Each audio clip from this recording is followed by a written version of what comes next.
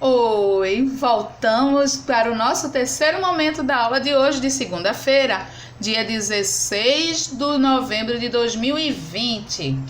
Nosso terceiro momento agora, da segunda-feira, aula de matemática, revisão, formas planas, páginas 232 e 233. Vamos resolver problemas a partir de figuras ou cenas.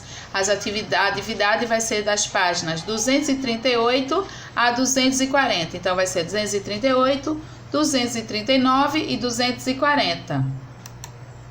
Vamos começar a nossa aula? Preste bastante atenção. As formas geométricas estão presentes no nosso dia a dia. Encontramos o triângulo, por exemplo, na pizza, numa placa de trânsito, bem como todas as demais formas geométricas. Mas você sabe identificar quais são as formas planas e as formas não planas?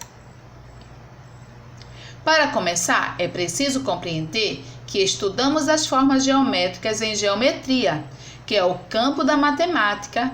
Na geometria, estudamos quais são as formas e onde podemos encontrá-las, bem como a sua dimensão, tamanho e tipo. O que são formas planas? É bem fácil, eu posso te mostrar. As formas planas são representadas a partir de um plano e possuem duas dimensões, a largura e comprimento. São conhecidas pelo nome de polígonos e não polígonos. Veja os exemplos a seguir. Ai, que mágica linda! Tá vendo? Aí os polígonos e não polígonos. Como são os polígonos? Os polígonos possuem lados e vértices. E que são vértices? Vértices são os encontros dos lados de cada forma geométrica, ou seja, não são ângulos.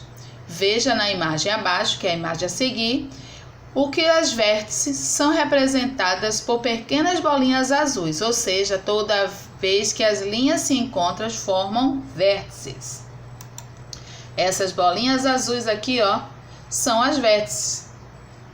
As linhas são arestas. As linhas são arestas. Essas bolinhas são as vértices, são os que ligam as linhas, ó. O quadrado tem 4 vértices, o triângulo 3, o retângulo 4. Então, o vértice são essas bolinhas que ligam as linhas, que ligam as arestas. As formas não planas ou sólidos geométricos possuem vértices, faces e arestas. Mas como saber o que cada um? Simples. Os vértices são ângulos ou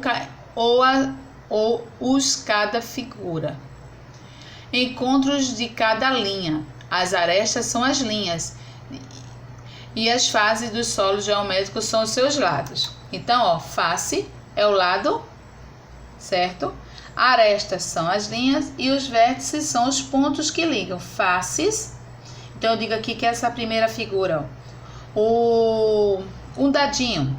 Então, ele tem 1, 2, 3, 4, 5, 6. São as laterais, parte de cima e a parte de baixo, parte da frente e a parte de trás. Então, ele tem 6 faces.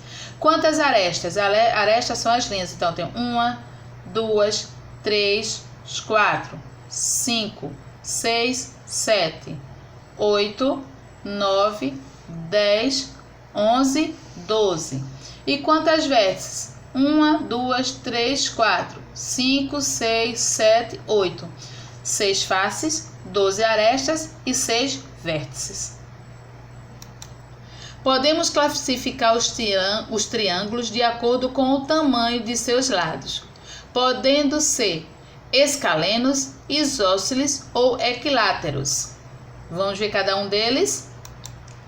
Triângulo escaleno. Dizemos que um triângulo é escaleno quando todos os seus lados representam medidas diferentes.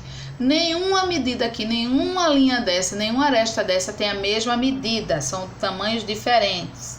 Então, ele é escaleno quando todos os seus lados são de medidas diferentes. Já o equilátero. Dizemos que é um triângulo equilátero quando todos os seus lados são iguais, isto é, todos os lados têm a mesma medida. Então, equilátero, todos os seus lados têm a mesma medida. Escaleno, medidas diferentes. Equiláteros, as mesmas medidas. E o isósceles? Dizemos que um triângulo é isósceles quando os dois de seus lados são congruentes. Que é isso? Tem dizer que eles têm a mesma medida. Então, vamos lá. Escaleno, medidas diferentes. Isósceles, duas iguais e uma diferente. E o equilátero, todos têm a mesma medida.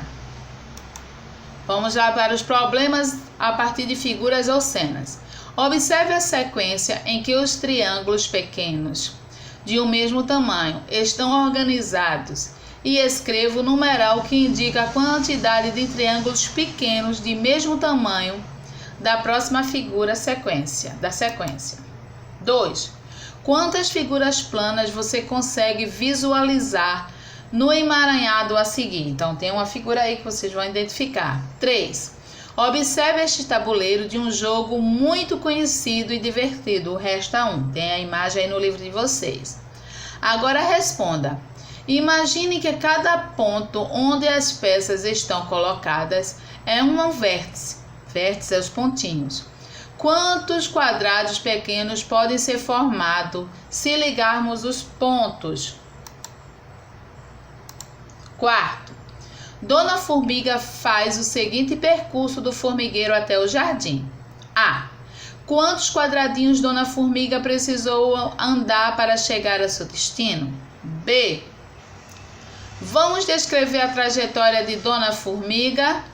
Veja o exemplo e continue o exercício. Então, vai ser assim, ó. 2 quadradinhos para cima e 4 quadradinhos para o lado. Você vai escrever como é que ele vai mostrando aí a figura. Deu o primeiro exemplo já. 5. Agora pinte o quadradinho traçando o caminho mais curto que Dona Formiga pode fazer até o formigueiro, passando pelos pontos ilustrados do jardim. 6º e último quesito. Observe este quadro. Escrevendo uma letra e um número, localize os seguintes fragmentos do quadro. Tá bom, meus amores? Então, ó, pensa bem, lê, tá? Deixem, muito importante, deixe a sua presença na nossa aula, certo? Em caso de dúvida, deixa lá que eu respondo, viu? Presta bem atenção. Presta bem atenção e faça a sua tarefa, tá? Não esqueça, como eu já disse, de marcar sua presença. Em caso de dúvida, questiona que te ajuda vocês, tá bom? Beijo, boa segunda-feira e até amanhã, onde estaremos juntinhos novamente com o coração cheio de amor. Tchau, meus amores!